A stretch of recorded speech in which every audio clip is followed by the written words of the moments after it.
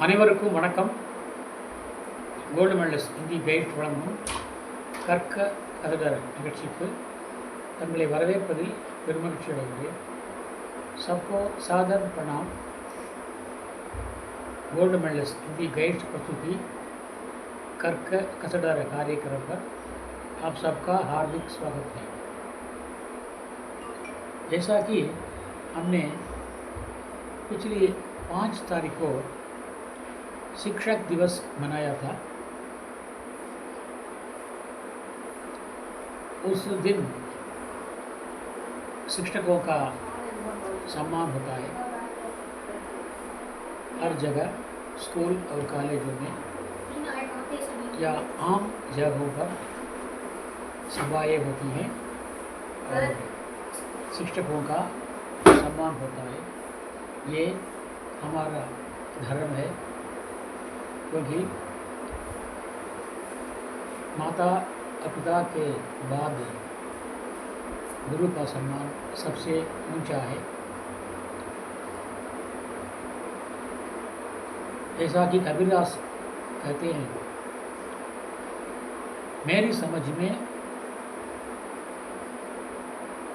भगवान की अपेक्षा गुरु का श्रेष्ठ स्थान है. उनका कहना है, गुरु गोविंद दो मुँह खड़े काके लागो पाए, बलिहारी गुरु आपने गोविंद दियो पता है.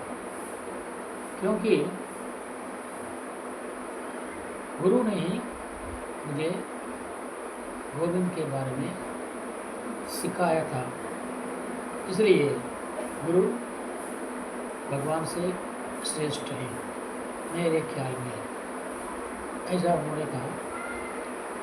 इस प्रकार समझने वाले आज भी हैं और होना चाहिए. किसी भी हालत में उन्हें हमें नहीं भूलना चाहिए. उनके आदेशों का पालन जी जान से करना चाहिए. तमिल में भी एक श्लोकन है, माता पिता गुरु देव. इसका मतलब है, माता पिता को दिखाती है, पिता गुरु को दिखाते हैं, गुरु भगवान को दिखाते हैं. यही माता पिता गुरु देव.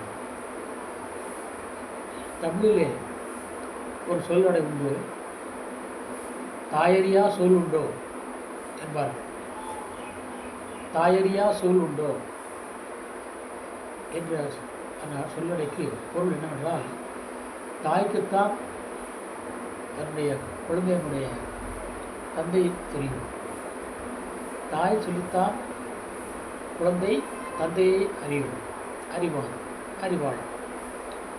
அதைத்தான் மாதா பிதா என்றார்கள்.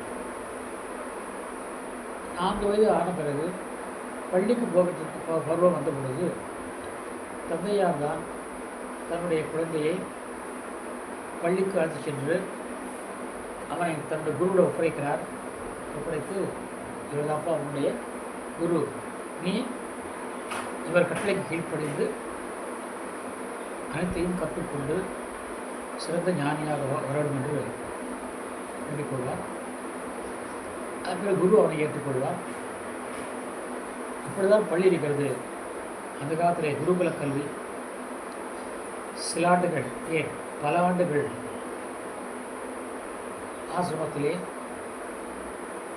குருவுடன் இருந்து இரவும் பகலும் இருந்து கல்வியை முடித்துக்கொண்டுதான் வர வேண்டும் என்பது அந்த காலத்தினுடைய ஒரு முறை.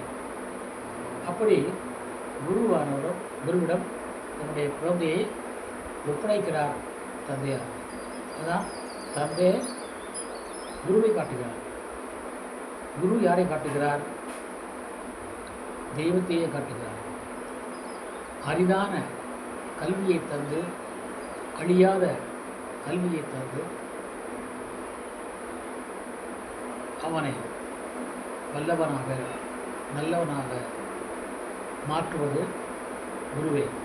आ गया था. மாதா பிதா குரு தெய்வம் என்றார்.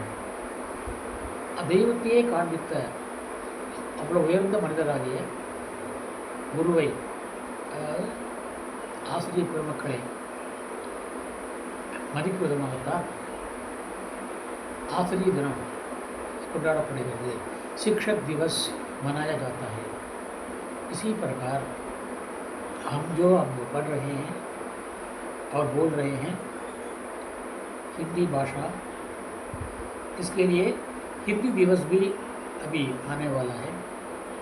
इस महीने के अंत में आने वाला है हिंदी दिवस. इसके बारे में कुछ बातें आपके समक्ष कहना चाहता हूँ, रखना चाहता हूँ. महात्मा गांधी दक्षिण भारत में, दक्षिण अफ्रीका में आंदोलन करके वहाँ के प्रवासी भारतीयों को उनका अधिकार दिलवाने के बाद भारत आए. भारत में उनकी पहचान दक्षिण अफ्रीका की क्रांति के बाद, आंदोलन के बाद ही फैला था. जब भारत आए तो तहे दिल से नेताओं ने और आज़ादी के सेनानियों ने उनका स्वागत किया और उन्हें अपने नेता चुन लिया. यहाँ आने के बाद उस समय जो ब्रिटिश शासन था, हमारा देश गुलाम था. हमारे देश की स्थिति को जानने के लिए वे गांव-गांव पाद यात्रा करके घूमने लगे और हर प्रांत में जाकर वहाँ के भारतीय लोगों की स्थिति, जीवन यापन, इन बातों का गहरा अध्ययन किया. हर प्रांत की राजभाषा अलग है. गुजरात में जो उनकी